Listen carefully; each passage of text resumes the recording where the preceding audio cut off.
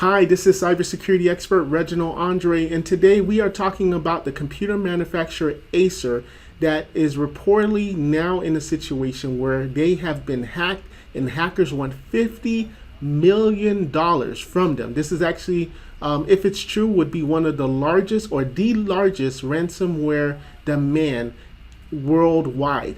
For those of you that don't know, Acer is a computer manufacturer. They're actually the 5th largest. Obviously, we've all heard of Dell. We've heard of Lenovo. Microsoft is up there. But Acer is a really big company. They have 7,000 employees. They have about $8.5 billion in revenue in 2019. So they're really up there when it comes to what they do. So the reports are that a hacking group called REvil recently found an exploit in their systems, and what they then did is an exploit is kind of like a hole. It's a hole in their system, and they were able to then go in through that hole and bypass a lot of the other security measures that they had. And now they encrypted their files, which essentially means that when you try to open up your Word document, customer information, whatever the case is, that data now is not readable.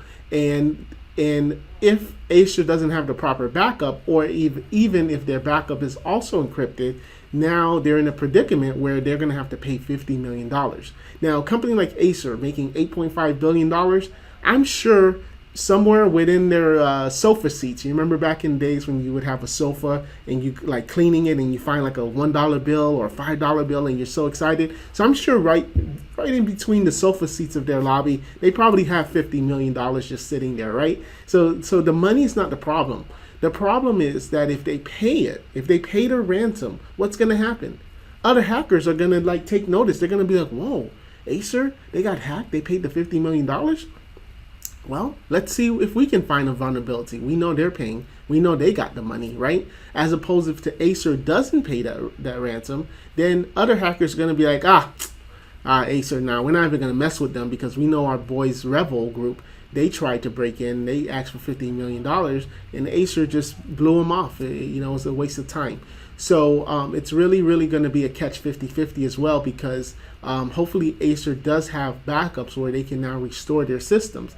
Even if that costs more than $50 million, that actually makes more sense to do.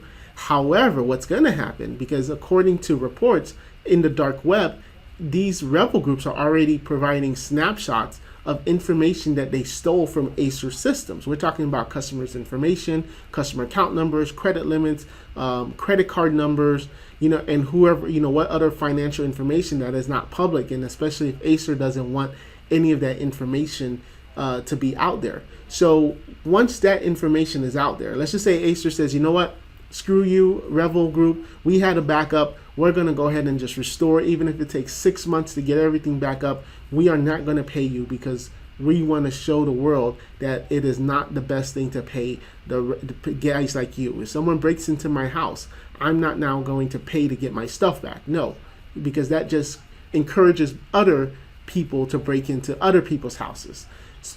So what could now happen is that this REvil group says, okay, Acer, you don't want to pay us. Okay, fine. We're going to release all of your customers' information. Everything that we were able to get, we're going to go ahead and release that. And then what's going to happen after that? Lawsuits. You're going to have attorneys from all over the world hitting Acer. Hey, you did not properly protect our client's system, or their information, their social security numbers out there, their credit cards numbers out there. They had to do so much things because now they got fraud because of you. And we know you're an $8.5 billion revenue company, and we're going after you. We're going after your insurance company. So do you see how it's a lose-lose situation right now, which is why it's so important to take cybersecurity so seriously? Because on one side, yeah, you can pay the ransom, but then on the other side, you're probably going to get sued. So how about we just take these two sides out and just protect the systems? So another interesting thing that this REvil group, which is the bad guys, let's call it, another thing that they're doing is that they're saying, hey, Acer, if you don't pay us by March the 28th, we're going to double the request. We're going to go from 50 million to 100 million. So again, that just puts the pressure on Acer, because maybe they are thinking of paying it, And the longer they wait, the longer it's going to cost them. So now on the business side, they have to now decide, do we now just pay it? Do we try to negotiate it? Or do we just continue to wait to see what our IT company says as far, or in-house company? I'm sure a company like Acer has obviously in-house with that many staff, where what does our in-house guy say? Are we going to be able to recover from this, or are we dead in the water and we need to pay the ransom? Another situation is that the bad guy said, oh, and by the way, Acer, if you pay us early, we'll give you 10% off. We'll give you a little discount, friends and family discount. So it's so funny that this is what the reports are saying.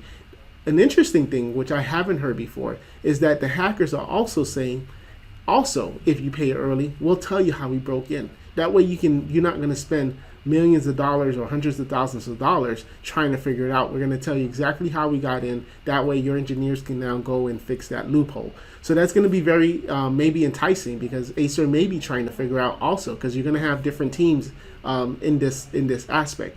You have one team trying to see if the data can be restored. You have another team that is negotiating. You have another team that is also trying to figure out how the heck did they get in. So that's also going to be very interesting to see if Acer takes them up for that offer. So now with all that said, you're probably wondering, how can Acer have let this happen? And the reports are saying that there was a Microsoft vulnerability. I actually made a video about this a couple of weeks ago, where Microsoft put out a red alarm. They said, look guys, if you have our Microsoft server system that hosts, that manages emails, right now your email probably is with Microsoft or Google, and it's in the cloud. But a lot of these big organizations, for maybe legacy reasons or just maybe internal reasons, where it's just a much more practical way to manage your emails, they still have their emails physically in their building, in their manufacturer building. Many different reasons for that, and I'm not saying that's a right way or a wrong way, but nevertheless, Microsoft announced that if you had your servers locally and it wasn't in the cloud and you're running our systems, there was a hack. They're saying about 30,000 plus businesses needed to do a patch, and the reports are that this is how the REvil group was able to get in. Their email server that stored locally did not have the patches. The REvil group was able to exploit that, get in, put ransomware, and encrypt all the files, and now we are in this situation. So it's going to be very interesting. Today is March the 24th. We're going to see in the next 3 or 4 days. Of course, all of this is leaked information or information that's found in the dark web. So it's not like Acer is going to necessarily provide a press release, because legally, well, maybe in some states and maybe some countries they have to, but they're not going to give out more information that they don't need to, because obviously it's bad press. Another thing that I'm very, very interested about is supply chain. We've talked about that. And how is this ransomware affecting their supply chain? For example, Acer makes computers, right? Now, does that mean that this ransomware sneaked around through the network, found the production, and that means that when you or I or my business or your business opens up a computer out of the box and turns it on, is that ransomware now on that computer, and now it's going to affect my network?